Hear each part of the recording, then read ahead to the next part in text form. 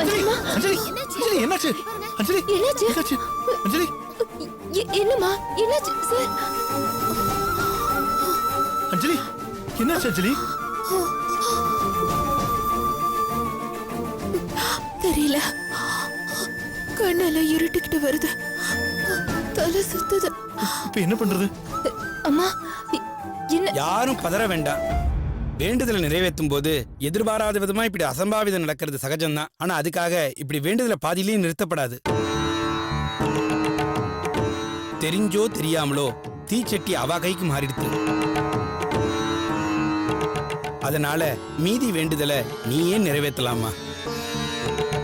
ஒன்னும் யோசிக்காதம்மா, வேண்டுதலை நீ நிறைவேற்றலாம், நிறைவேற்றி வைமா.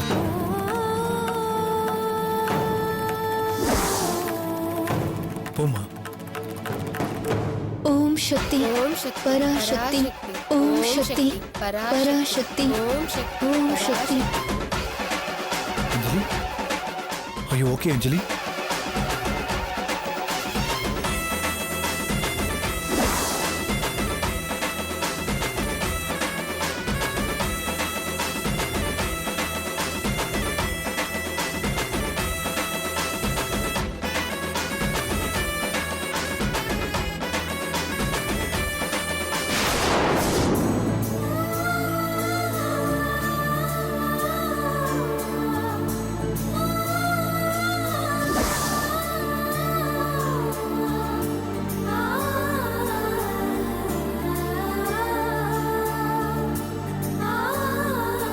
குழந்தைக்காக இந்த வேண்டுதலை கூட என்னால நிறைவேற்ற முடியல. அஞ்சலி ஓகே அஞ்சலி, ஓகே.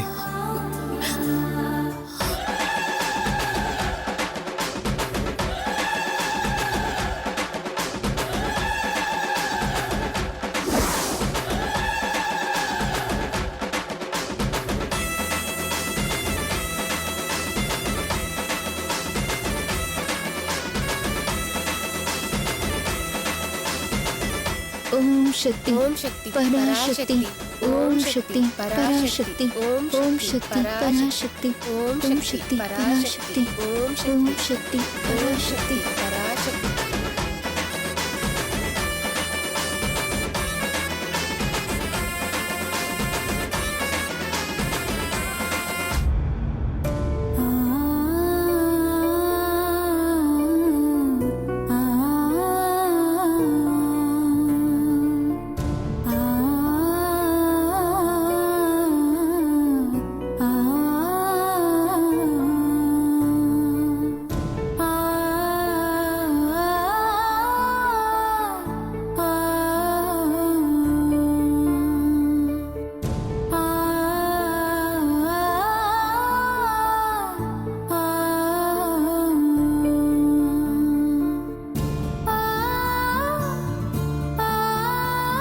அஞ்சலி என்னாச்சு? ஏன் இப்படி கோயில்ல உட்கார்ந்து அழுதுட்டு இருக்க? எல்லாமே நல்லபடியா முடிஞ்சிருச்சுல்ல? எங்க நல்லபடியா முடிஞ்சது, அதான் பாதியிலேயே நின்னு போச்சு. என் குழந்தைக்கு சரியானா நானே வந்து எங்க தேச்சட்டி எடுக்கிறேன்னு முழு மனசோட தானே ஆசைப்பட்டேன். ஆனா என் வேண்டுதல் இப்படி நிறைவேறாம பாதியில நின்னு போச்சு. இது எவ்வளவு பெரிய அபசகுனம். அப்படி நான் என்ன அவ்வளவு பெரிய பாவி ஆயிட்டேன்.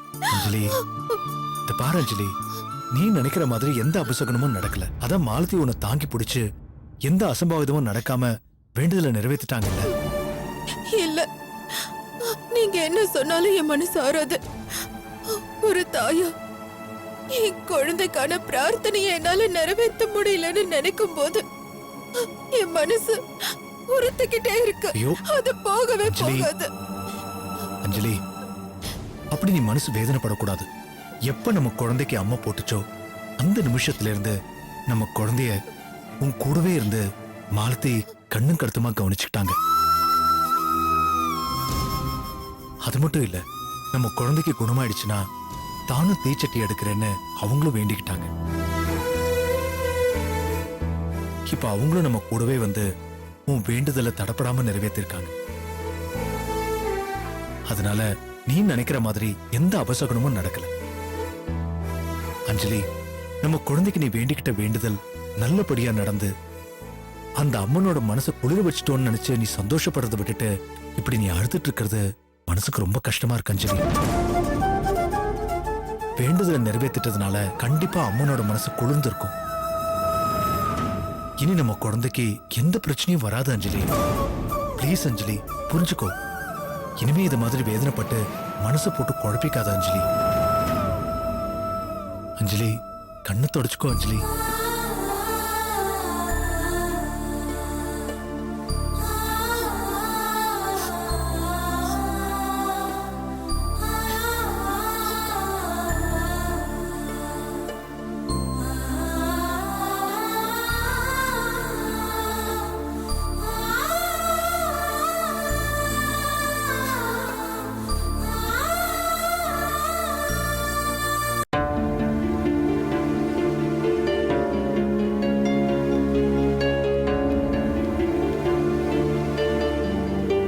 முரளி, வாங்க மாலதி, பிரார்த்தனை எல்லாம் நல்லபடியா முடிஞ்சதா? எல்லாம் நல்லபடியா முடிஞ்சது. இப்பதான் அவங்களை அனுப்பிட்டு வந்தா, அதான் கொஞ்சம் லேட் ஆயிடுச்சு. சாரி.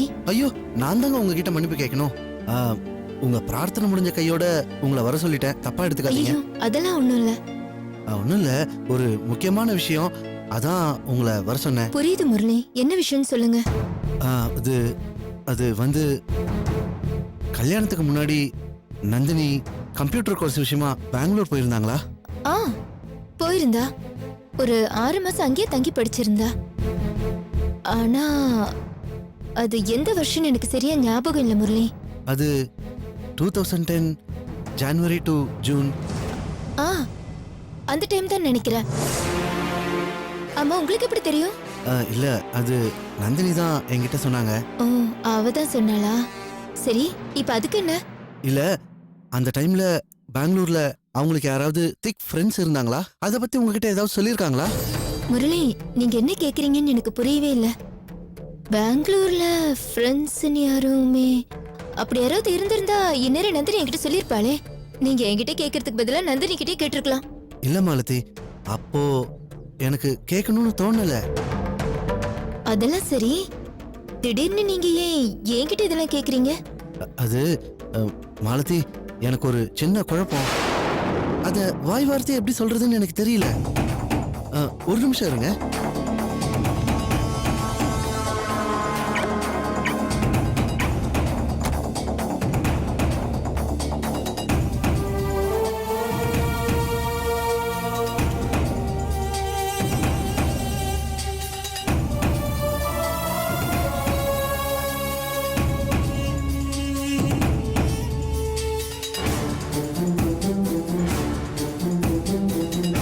மாலதி, இதுல நீங்க பார்க்க போற ஸ்டில்ஸ் உங்களுக்கு கண்டிப்பா அதிர்ச்சியை உண்டு பண்ணும்.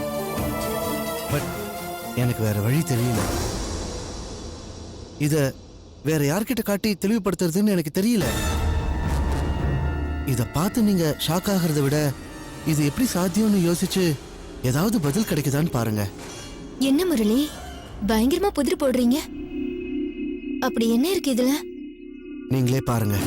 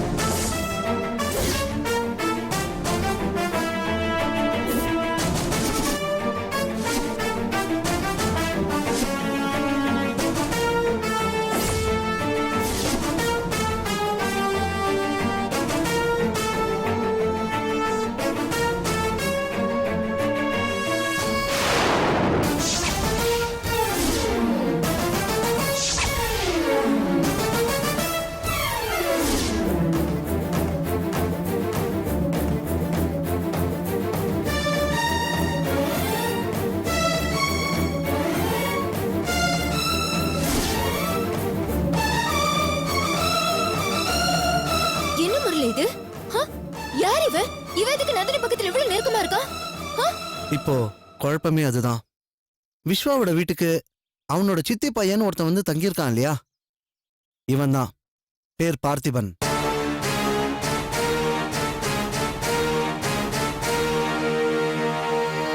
இந்த போட்டோஸ்லாம் எனக்கு எப்படி கிடைச்சதுன்னா, ஒரு நாள் பார்த்திபன் எங்களை பார்க்கறதுக்காக முக்கியமான ஒரு யூஎஸ் கான்ட்ராக்ட்னு சொல்லி எங்களை பார்க்கறதுக்காக சைட்டுக்கு வந்தான். அந்த டைம்ல அவனோட டைரியை மறந்து அப்படியே சைட்ல வச்சுட்டு போயிட்டான்.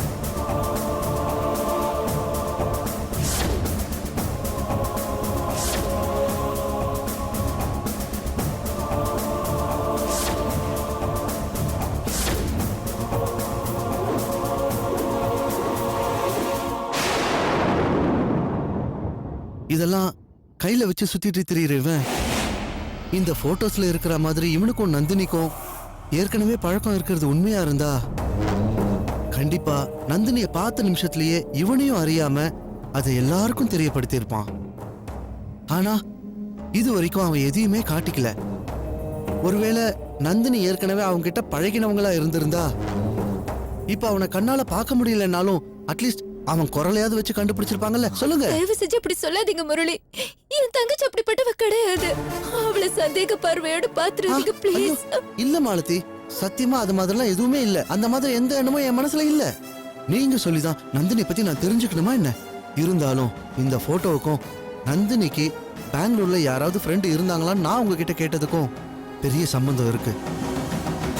ஆமா மாலதி, இந்த பார்த்திபன் விஸ்வா கிட்ட யதார்த்தமா பேசிட்டு இருந்தப்போ பெங்களூர்ல தான் 6 மாசமா தங்கி இருந்ததாகவும் அங்க ஒரு பொண்ணை விரும்பினதாகவும் அந்த பொண்ணும் இவனை உயிருக்கு உயிரா லவ் பண்ணதாகவும் அதுக்கப்புறம் இவன் அந்த பொண்ணை சந்திக்கவே இல்லைன்னும் இப்பவும் அந்த பொண்ணை மறக்க முடியாம தான் இன்னும் கல்யாணம் பண்ணிக்காம இருக்கிறதாகவும் சொல்லியிருக்கான். இதுல ஹைலைட் என்னன்னா, நந்தினி பெங்களூர்ல தங்கியிருந்த அதே காலகட்டத்துல தான் இவன் பெங்களூர்ல அந்த பொண்ணை சந்திச்சதாக சொல்லியிருக்கான். இவன் ஏன் இப்படி சொல்றான்? இவன் சொல்றதெல்லாம் உண்மையா? இந்த போட்டோல இருக்கிறது உண்மையிலேயே நந்தினி தானா, இல்ல நந்தினி உருவத்துல இருக்கிற வேற யாராவதா? அப்படி வேற யாராவதா இருந்திருந்தா அதையே இவன் வெளிப்படையா யார்கிட்டயுமே தெரியப்படுத்தாம இருக்கான். இது எல்லாத்தையும் பத்தி நம்ம தெரிஞ்சுக்கிறதுக்கு முன்னாடி நந்தினி சைட்ல இருக்கிற குழப்பத்தை நாம கிளியர் பண்ணிக்கணும். அதனால அவங்க பெங்களூர்ல தங்கி இருந்தப்போ யார் கூடயாவது நட்பா பழகியிருக்காங்களா நம்ம தெரிஞ்சுக்கணும். ஒருவேளை அவங்க நட்பா யார் கூடயாவது பழகி அத அவங்க காதல்னு தப்பா புரிஞ்சிருக்கலாம் இல்லையா? அது இந்த பார்த்திபனா கூட இருக்கலாம் இல்லையா? புரியுது முரளி, புரியுது. ஆனா எப்படி எப்படி நந்தினி கிட்ட நான் இத பத்தி? ஐயோ, நீங்க தயவு செஞ்சு அவங்க கிட்ட நேரடியா இதை பத்தியுமே கேட்டுறாதீங்க. ஏன்னா ஏற்கனவே அவங்க மனக்குழப்பத்துல இருக்காங்க. அப்புறம் எப்படி முரளி என்ன அவங்க கிட்ட பேச சொல்றீங்க? வேற வழி இல்ல மாலதி, வேற வழி இல்ல. ஏன்னா நீங்க மட்டும் தான் அவங்க கிட்ட நேரடியா கேட்க முடியும். அதனாலதான் நான் உங்ககிட்ட அவங்கள போய் கேட்க சொன்னேன். நான் எப்படி?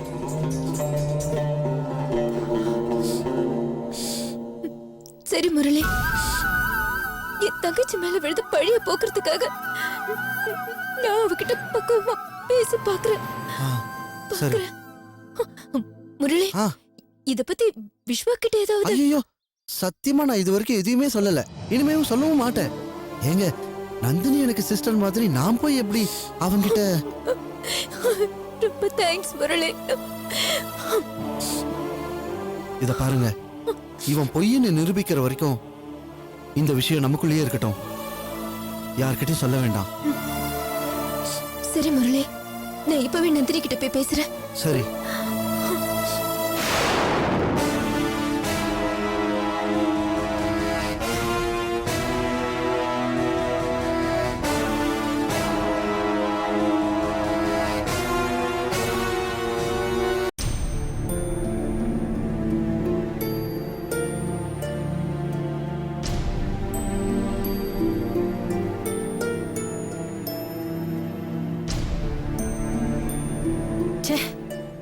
என்ன பொண்ணு இவ? சொன்னா சொன்ன நேரத்துக்கு வரதே இல்ல. யார சொல்றீங்க அத்தை? வேற யாரு? லக்ஷ்மி மக மாலாவை தான் சொல்றேன். அவளை எதுக்கு அத்தை வர சொன்னீங்க? அவ காலையில வேலை முடிஞ்சு போனதும் ஈவினிங் தானே வருவா. அது இல்லம்மா, ஒரு 12 வாரம் ஒவ்வொரு செவ்வாய்க்கிழமையும் துர்க்கையம்மன் கோயிலுக்கு போய் 3ல இருந்து 4:30க்குள்ள ராகுகால விளக்கு ஏத்துறதா வேண்டிக்கிட்டு இருக்கேம்மா. இன்னைக்கு 4வது வாரம். அதான் மத்தியானம் 2 மணிக்கு வர சொல்லி அவகிட்ட சொல்லி இருந்தேன். இப்ப பாரு 2:30 மணி ஆயிடுச்சு, இன்னும் அவளை காணோம். சரி அத்தை, நீங்க மட்டும் தானே கோவிலுக்கு போகணும், அவளுமா வரணும்? அவளை கோவிலுக்கு வர சொல்லலம்மா, நான் கோவிலுக்கு போயிட்டு வர்ற வரைக்கும் உனக்கு துணையா வீட்ல இருக்கிறதுக்காக அவளை வர சொல்லி இருந்தேன். இன்னும் அவளை காணோம். எனக்கு எதுக்கு அத்தை துணை எல்லாம்? நான் வீட்ல தானே இருக்க போறேன், நீங்க கோவிலுக்கு போயிட்டு வாங்க. அது எப்படிம்மா தனியா விட்டுட்டு போக முடியும்? விஸ்வா வேற ஊர்ல இல்ல. பெரியமா, விஸ்வா ஊர்ல இல்லைன்னா அதான் நான் இருக்கேன்ல. அண்ணிய நான் பத்திரமா பாத்துக்கிறேன். நீங்க நிம்மதியா கோயிலுக்கு போயிட்டு மனசார சாமியை வேண்டிக்கிட்டு பொறுமையா வாங்க. என்ன பெரியமா எப்படி பாத்துட்டு இருக்கீங்க? அண்ணிய நான் பாத்துக்க மாட்டேனா? 3-4 ராவு காலத்துல இந்த பூஜை பண்ணணும்னு சொல்லிட்டு இருக்கீங்க. லேட் ஆயிட்டு இருக்குல்ல, நான் போய் ஆட்டோ புடிச்சிட்டு வரேன். இல்ல வேண்டாம்ப்பா, ஏன் பெரியமா? நான் அடுத்த வாரம் பாத்துக்கிறேன்ப்பா, இன்னைக்கு என்ன வேண்டாம். பெரியமா அடுத்த வாரம் பாத்துக்கிறேன்னு சொல்றீங்க? 12 வாரம் பூஜை பண்ணதான் பலன் கிடைக்கும்னு சொன்னீங்க. ஒரு வாரம் மிஸ் ஆனா அப்படியே எல்லாம் ஒண்ணு வேணா, நான் போய் ஆட்டோ புடிச்சிட்டு வரேன். அத்தை, மாலதி வாமா, வா வா வா வா. நந்தினி, மாலதி வந்திருக்கா. அக்கா, எப்படி அத்தை இருக்கீங்க? நல்லா இருக்கேம்மா, நீ எப்படி இருக்க? நல்லா இருக்கேன். குழந்தை நல்லா இருக்கா? நல்லா இருக்கா. நீ எப்படி இருக்க? நல்லா நந்தினி? இருக்கேன்க்கா. இப்ப உடம்புலாம் பரவாயில்லையா? நீ எப்படி இருக்கக்கா? நல்லா இருக்கேன்.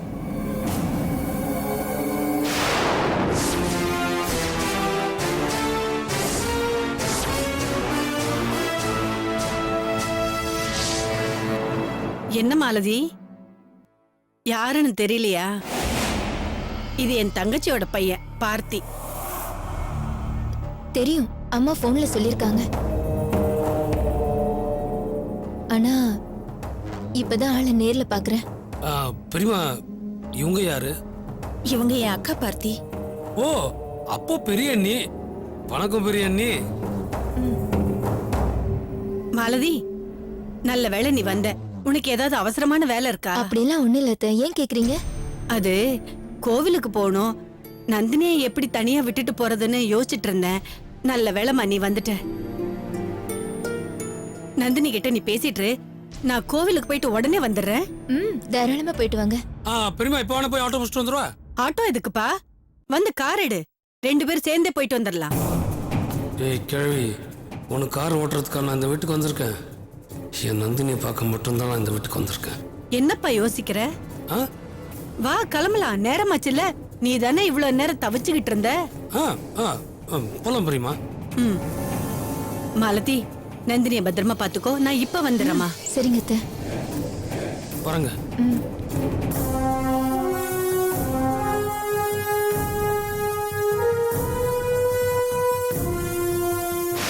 அக்கா, ஆ? நீ வேலை செய்யற இடத்துல குழந்தைக்கு அம்மா போட்டிருக்கேன்னு அம்மா சொன்னாங்க. இப்ப எப்படிக்கா இருக்கு? இப்ப பரவாயில்ல நந்தினி. நல்லபடியா அம்மா இறங்கி தண்ணி ஊத்தியாச்சு. ஓ சரிக்கா. எனக்கா சாப்பிடுற? ஆனா ஒண்ணுக்கா, எதுவா இருந்தாலும் நீ தான் செஞ்சு சாப்பிட்டுக்கணும். இது பாரு, எனக்கு ஒண்ணும் வேண்டாம். நந்தினி, உன்கிட்ட ஒரு முக்கியமான விஷயம் பேசலாம் தான் வந்தேன். சொல்லுக்கா. அது ஒண்ணும் இல்ல நந்தினி.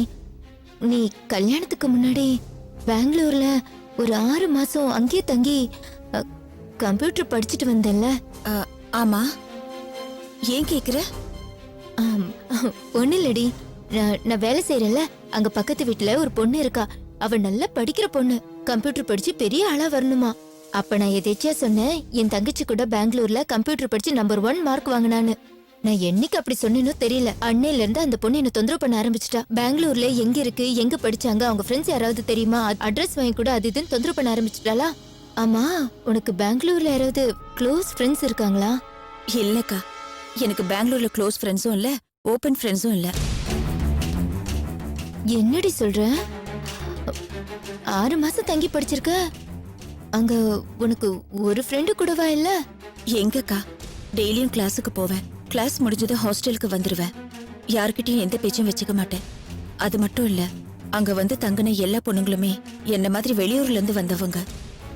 என் ரூம்ல கூட 2 பொண்ணுங்க தங்கி இருந்தாங்க. அவங்க பேர் கூட எனக்கு சரியா ஞாபகத்துல இல்ல. நம்ம நிரந்தரமா அங்க தங்க போறதும் இல்லைங்கிறதுனால நான் யார் பேரையும் ஞாபகத்துல வச்சுக்கல. ஏன்னா நெருங்கி பழகிட்டா அவங்கள மறக்கிறது கஷ்டமாயிடும்ல. அப்போ அங்க பெங்களூர்ல அந்த 2 பொண்ணுங்களை தவிர நீ வேற யார்கிட்டயும் பேசினதே கிடையாதா? பேசியிருக்கேன். யார்கிட்ட? எங்க ஹாஸ்டல் வாட்ச்மேன் தாத்தா கிட்டயும் எங்க ப்ரொஃபசர் மேடம் கிட்டயும்.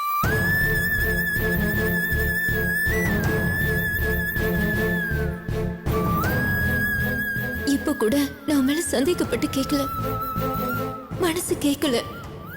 அதான் என்ன மன்னிச்சிரு நந்தினி, என்ன மன்னிச்சிரு.